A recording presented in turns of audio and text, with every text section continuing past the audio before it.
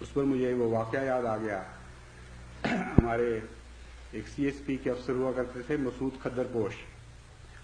انہوں نے واقعہ سنایا کہ ایک دفعہ وہ مصر گئے تو قاہرہ میں ایک جنازہ جا رہا تھا اور جنازے کے ساتھ صرف 4 آدمی جنہوں نے اس جنازے کو اٹھایا ہوا تھا اور دیکھنے میں وہ بوجھل جنازہ معلوم ہوتا تھا. چنانچہ بہت ان کے دل میں ہمدردی پیدا ہوئی ان کے لیے اور ایک شخص کو جا کر انہوں نے ہٹا کر کندھا دینے کی کوشش کی. انہوں نے زور مارا, وہ آگے سے دھکے دینے لگا ان کو اور یہ بڑے متعجب کہ میں تو اس کی مدد کرنا چاہتا ہوں لیکن یہ سنتا ہی نہیں. آخر ہمدردی کا جذبہ اتنا غالب آیا کہ انہوں نے دھکا دے کے اس کو الگ کیا اور خود وہ اس کی جگہ جنازے کو کندھا دے دیا. کہتے ہیں میں کر تو بیٹھا لیکن پھر کوئی نہیں آیا مجھے ہٹانے کے لیے. عادت نہیں تھی بوجھ اٹھانے کی, بالکل پس گیا اور قبرستان کو 4 میل شہر سے باہر. کہتے ہیں اس مصیبت میں مبتلا اس جنازے کو چھوڑا بھی نہ جائے, زندگی جیرن ہو گئی. آخر جا کر جب جنازہ قبرستان میں رکھا تو ایک مزدور جو ان میں سے لیڈر تھا, وہ تھے مزدور, اس نے پیسے بانٹنے شروع کیے تو ان کا حصہ ان کو دیا. تب ان کو پتہ لگا یہ تو مزدور تھے, یہ کوئی توئی خدمت والے نہیں تھے. انہوں نے کہا میں تو شوقیہ خدمت کے طور پر آیا تھا, مجھے کیا پتا تھا تم مزدور ہو. تب سمجھ آئی کہ وہ دھکے کیوں دے رہا تھا بیچارہ جس کی مزدوری انہوں نے چھین لی. تو مجھے خیال آیا کہ ایک جنازے کے بوجھ میں ایک ایسا شخص جس جو خاص دیندار بھی نہ ہو, اس کو اتنی ہمدردی پیدا ہو جاتی ہے کہ وہ یہ برداشت نہیں کر سکتا نظارہ کہ صرف 4 آدمی اس بوجھ کو اٹھائے ہوئے ہیں.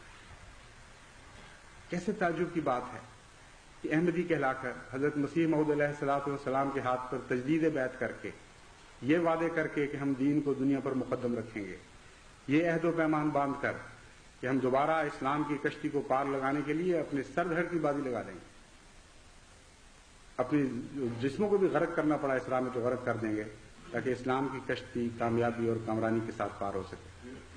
اس کے باوجود دیکھتے ہیں کہ جماعت کے چند آدمی اس بوجھ کو اٹھا رہے ہیں جو لکھوں کھا کیا کروڑوں کا کام ہے کہ وہ اٹھائیں, اور صرف چند آدمی ہیں جو اس بوجھ کو اٹھائے ہوئے ہیں اور کوئی احساس پیدا نہیں ہوتا, کوئی تکلیف نہیں ہوتی, کوئی انسانی ہمدردی کا جذبہ پیدا نہیں ہوتا, کوئی احساس ندامت دل میں پیدا نہیں ہوتا کہ ہم بھی تو اسی جماعت سے تعلق رکھتے ہیں, ہم نے بھی تو وہی وعدے کیے تھے, ہم پر بھی تو احسان ہے مسیح موعود علیہ السلام کے کہ دوبارہ اسلام کی حقیقی لذتوں سے آشنا کیا. اور بڑے آرام سے کھڑے اس طرح نظارے کر رہے ہیں جیسے ڈوبتی کشتی کا کوئی ساحل سے نظارہ کر رہا اور کوئی اس کے دل میں حس پیدا نہ. ایسے بھی نظارے میں نے دیکھے, پھر ایسے نظارے بھی دیکھے اخلاص کے اور محبت کے کہ جب کوئی تحریک کرتے تھے تو وہ جن پر سب سے زیادہ بوجھ تھا وہ سب سے بڑھ کر آگے اپنے جان و مال پیش کرتے تھے اور بے قرار تھے کہ کسی طرح ہماری قربانیوں کو قبول کیا جائے. وہی ہیں اصل احمدیت کی روح, وہی ہیں جن کی دعائیں قبول ہوتی ہیں, وہی ہیں جن کی تمنائیں خدا کے حضور پایا قبولیت میں جگہ پاتی ہیں. انہی کے برتے پر آج احمدیت کی کشتی جاری ہے, انہی کے سر پر یہ سفر قافلہ اختیار کر رہا ہے اور وہ بہت تھوڑے ہیں. دوست مجھ سے پوچھتے تھے کہ بتاؤ ہم کیا پیش کریں, کس طرح پیش کریں اور کیا چاہیے اس سلسلے کے لیے.